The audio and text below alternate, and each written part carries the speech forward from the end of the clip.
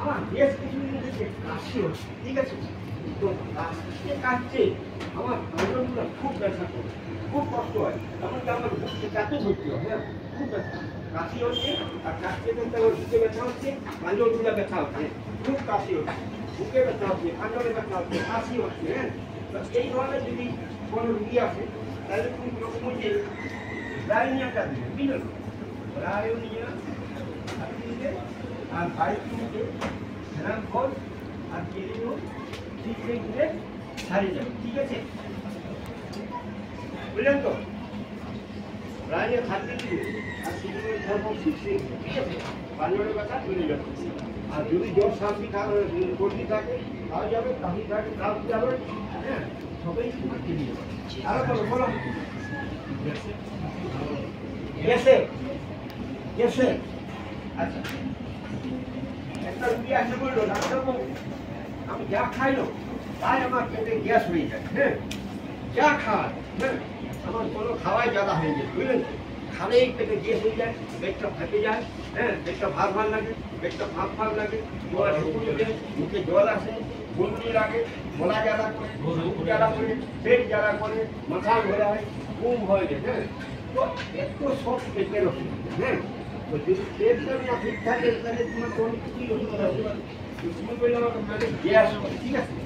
তো বলছে what is two কি না বলতে হোপাতে বলছে। হ্যাঁ, হোপাতে বলছে যে তোমার লোকে তুমি যদি না বুঝতে পারো তাহলে কি অসুবিধা তোমার চোখ দিয়ে তুমি যে কোনো রোগেই আমাদের হোপাতে বলতে নার্সনটা দিতে পারো।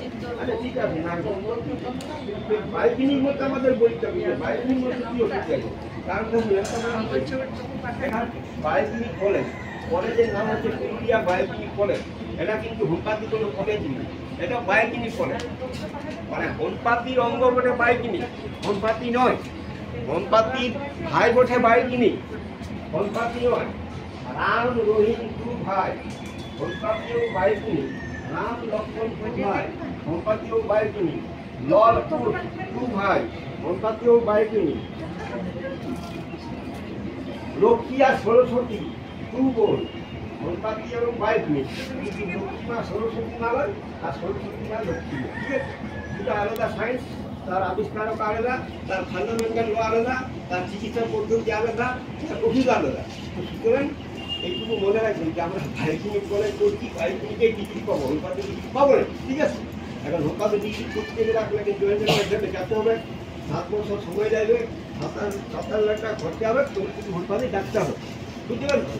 সেই জায়গায় বিকল্প আমি তোমাদের একবার বলেছিলাম, যদি পারো তোমরা পর্যটকটা সেন্ট্রাল গভর্নমেন্ট কোর্টের সঙ্গে থাকতে তাহলে তুমি হোমিওপ্যাথিও লিখতে পারছো, আর নাহলে তুমি হোমিওপ্যাথি লিখতে পারছো। দেখ আমি কোথায় পেলাম, আরো বলো রোগের নাম, বলো রোগের নাম।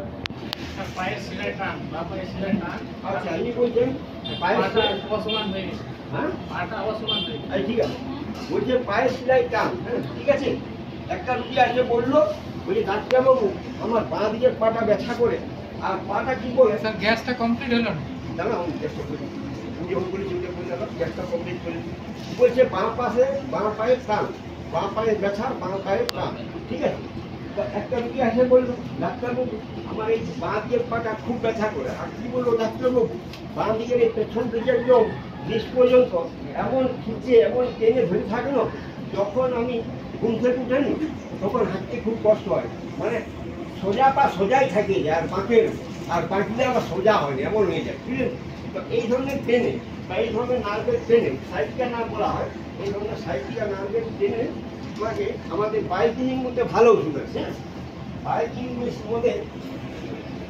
মেক ফস ক্যালকিয়া ফস একটা মিক্সচার হবে আরেকটা হবে মেক ফস ক্যালকিয়া ফস 20% মিক্সচার হবে ঠিক আছে আর কোম্পানি দিতে গেলে